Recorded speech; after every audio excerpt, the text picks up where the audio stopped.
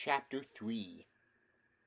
It was at this point that the first thing of all, the rather peculiar thing that led to so many other much more peculiar things, happened to him.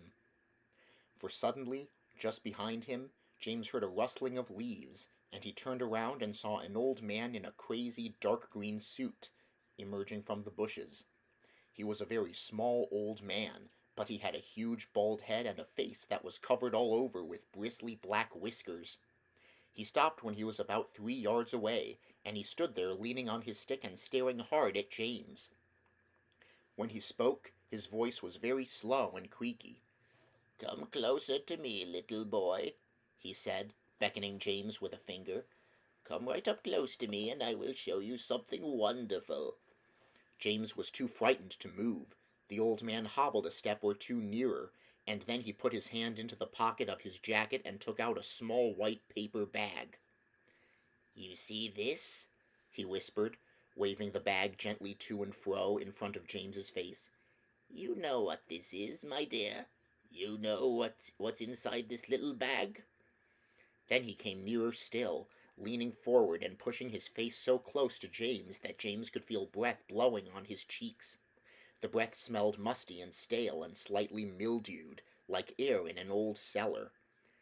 "Take a look, my dear," he said, opening the bag and tilting it toward James. Inside, James could see a mass of tiny green things that looked like little stones or crystals, each one about the size of a grain of rice. They were extraordinarily beautiful, and there was a strange brightness about them, a sort of luminous quality that made them glow and sparkle in the most wonderful way. "Listen to them," the old man whispered. "Listen to them move."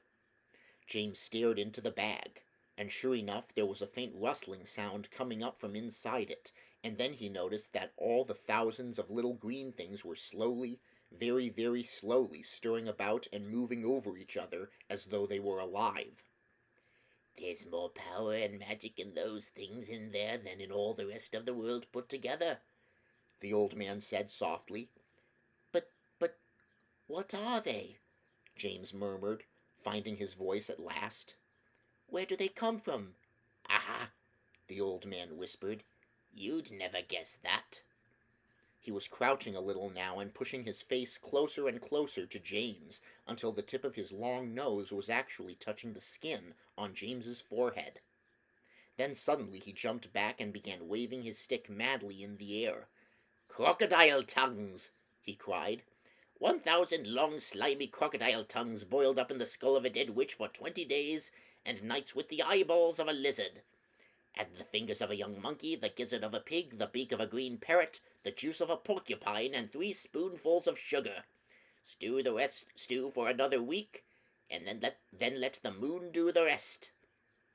All at once he pushed the white paper bag into James's hands and said, "Here, you take it. It's yours."